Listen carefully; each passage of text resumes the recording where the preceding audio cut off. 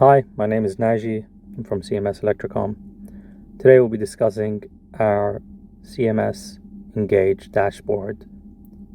This is what the user receives and has access to. So I'll be signing in using my email and password. I'll log in. Once logged in, I'll see the dashboard page. A bit of the dashboard page: if you have multiple locations with the setup of CMS Engage, and it could be in multiple buildings, you can see a list of all buildings on the left of the screen. You can see the settings, the main settings, the general settings of the entire platform, the user profile, and notification tab. To be able to see analytics of all locations simultaneously, you click on Show All. To be able to see location of specific buildings, you can click on a specific building. And this is to see analytics of specific buildings. So in this case, I'll just go through the dashboard and give you some information of each section, what you may and may not be able to see.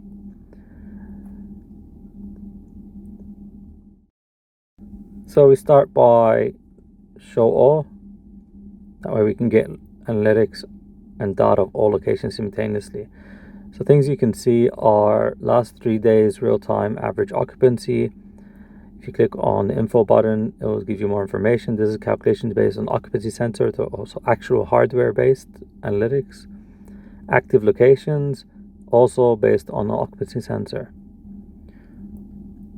You get trending locations, and this is based on people's check-ins per day. You get real-time occupancy. This is based on real-time values of people being in a space. This data you can also see is actually live data. So you know how many people are in a specific location. This all changes live. Because we're on Show All tab, we can see different buildings and different locations. You can see average check-ins of all locations as well. In this tab, you can go back in date if needed. You have unlimited history. And you can also download a PDF copy of what you can see. You can choose to see all this information per day, 7 days, month, and year. If you continue scrolling down, you can see occupancy trends of all locations, number of check-ins at the particular selected time period. You can see the trends and what's happening in specific locations and what time the check-ins are happening mostly. Also, you can do this per day. You can choose a specific location if you need it, or a custom location. And you can download what you see in front of you as a PDF. You can see sitting versus standing graphs. That's based on our occupancy sensor, since it can pick up the height of the desks. And with our AI and calculations, we can know the percentages if the desk is in sitting mode or standing mode being used. As you can see, most people are they're using the desk in sitting mode, but in neutral bay, the desks are being utilized in a standing position. Also, you can see the operation status of the sensors and the smart cells, and it gives you a location where they're online or offline. So, jumping into a specific location, go to our New Zealand building, and go into our Kings Park building as well. So you see the same dashboard, the same analytics, but now it's just building related. And if you expand this building using the arrow there, you can see all the floors on that building. And if you expand the floors, you can see all the rooms in the specific floors. But now I'm going to look at the entire building as a building. I'll scroll down, I see the same information I saw previously. Real-time occupancy, in this case, it's floor related and not building related because we are in a building. Same average check-ins of all floors, occupancy trends, and sit to stand analytics. If we expand the building and we go into a specific floor, which is level 1, you can also see the same information we saw previously. In those information, what's added on is what we call our heat maps. In our heat maps, you have two types of heat maps. You have occupancy heat map and or energy heat map. The occupancy heat map is based on our sensors and will show you the spaces that have been utilized and being used mostly. The bigger the circle, the more it's been used. And the energy heat map would show you the power readings on the desk and which desks are sucking up power more than others. And the bigger the circle, the more the desk is using power. That's the only difference you can see if you're in the floor level of a building. And everything else is divided by room because we're in the floor now and we're not in a building. If we expand the floor level, we can see different rooms. I can go into a specific room. Now I'm in the room, I can see the connected devices in that specific room. I can see different sensors. If I click on the sensors, I can see if they're in use or available. I can go to the settings of the sensor. I can see more details in the history of that sensor. Or if I could go into the smart cells, I can see the status of the desk. And if I want to override the power, I can click on that on button and it goes to off, or I can click on different statuses. I'm not going to change that now because the desks are being used. I can see analytics. Click on analytics to see power usage. These are all live data. I can see now that the desk is using around 0.5 amps. And that's just a bit of what we can see on a dashboard. So now we can know how we saw all the matters on the dashboard. We're going to be discussing a bit how we configure and set up the dashboard.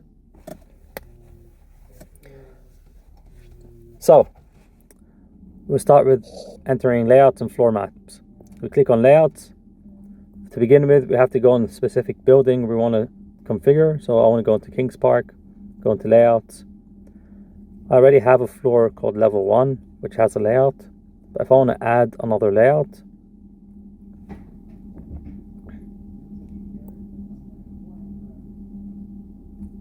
or edit another layout, I have to click on that specific level. I get the options of the settings tab. I click on settings, I can delete plan or upload a new plan if there's no plans. Once you upload a new plan by clicking upload plan, in this case I already have a plan, I could go into settings again.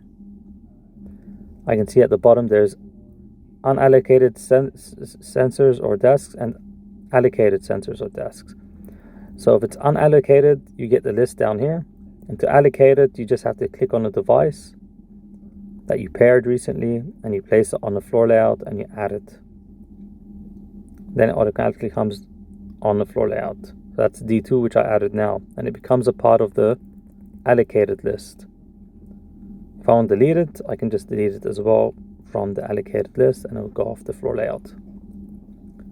And I can save my plan once I allocate all the desks. Now, to talk a bit about the general setup and the policies and how to work with them. I go into the settings tab. To begin with, I get the report page. In this report page, I can enable automatic reports weekly, monthly, or also generate a custom report when needed. I click on floor custom reports. I can choose the dates I want the reports from. Since it's a custom report, I can choose what floor, I can choose what data I want, and I can download the report and I get a PDF generated report.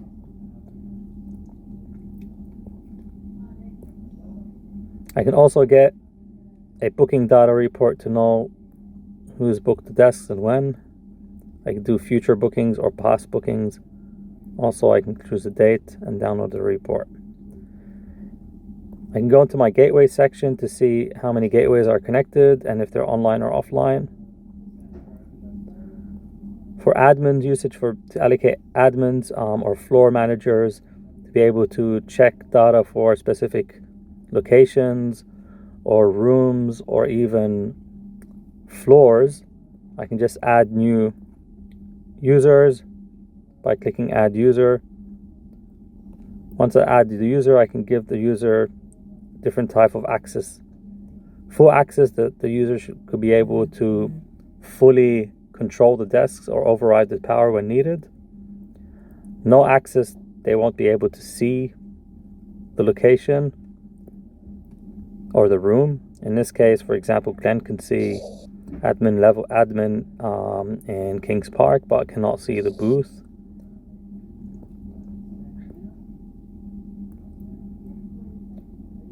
So Glenn can actually log into this dashboard and have access to see level 1, admin, test room, management, etc.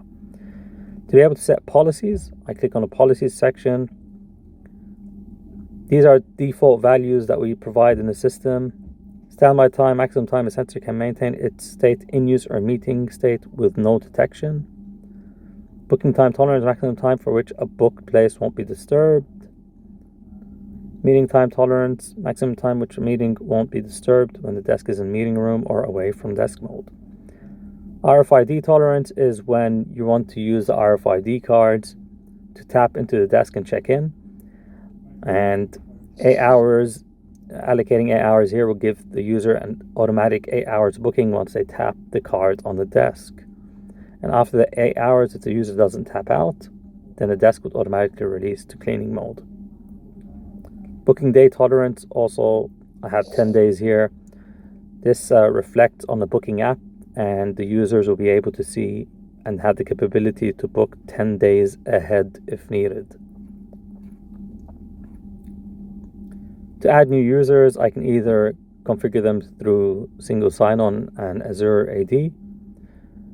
I'll show that in the end of the video. Or I click on users and I can upload a CSV file, and then the user will show up. Actions, some more policies. If I click on the info button, action status will be applied to all rooms and desks available on the floor. So with the actions, and what we mean by actions is that the desk will be enabled or powered on through the occupancy sensor. Therefore, if someone walks up to the desk without a booking, without anything, the desk will be powered on. And once they walk away, the desk will be powered off according to the amount of seconds we have set in this dashboard. Power control.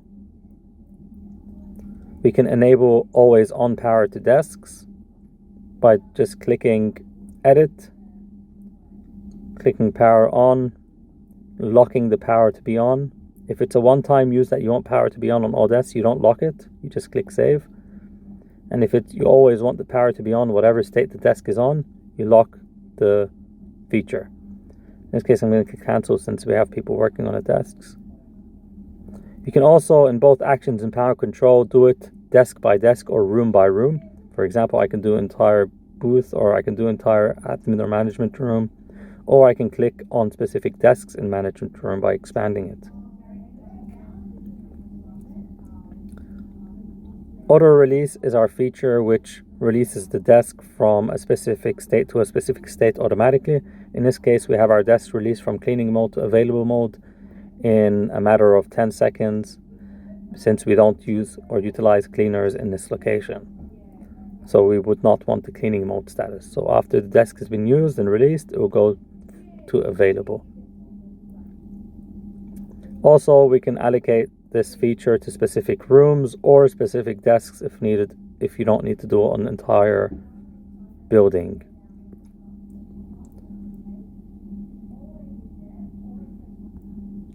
Slight correction, the auto release is to release the desks by the end of the day or at a specific time.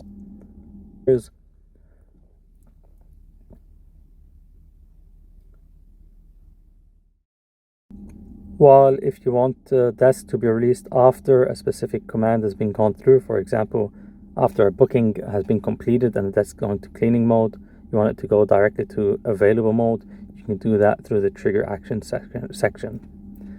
The desk information, you can apply information to all the desks. If they have monitors, if they have wireless chargers, sit to stand, and anything else on that specific desk or room or booth. So now we were discussing the settings in regards to a specific building. What we'll do now is discuss the settings or the general settings of the entire platform. So click on settings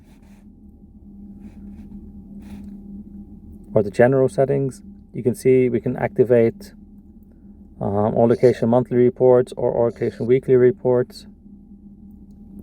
We can see the information of all location, or we can get the information of all customer reports as well. We can see all the information of the booking users or the cleaning users or the admin users. For example, if I click booking users, I can see the list of booking users. I can edit their details. I can add an RFID. I can add an RFID number for them to be able to log in using their RFID code. I can also delete the user if I need to. Go back to this general setting page. I can see a single sign-on user information. If I click on that, I'll be able to set up single sign-on. I can expand. I click on enable details and I will add tenant ID, client ID, and client secret to be able to activate single sign-on with Azure AD. Then I click on sync users. And then I get a list of users that I can sync, and I click next, I follow the process, and I add the users to the platform. So I'll show you a slight example. If I go into single sign-on, I already inserted our details. I click sync users. It gives me a success respond. Once I get a success response, I click sync users again. I have to insert my password. Once I insert my password, I click next. I'll get a list that I can choose from. I can click a specific person or a specific user, and I follow the process. I click next and I follow the process.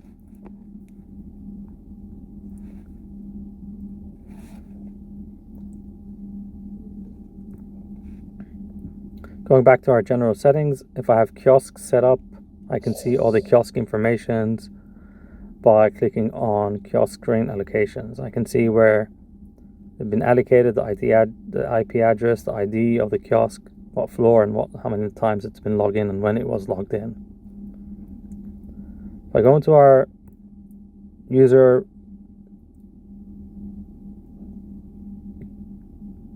button, I can see profiles and log out. If I click on my profile, I get my profile information, and or I can log out of the dashboard.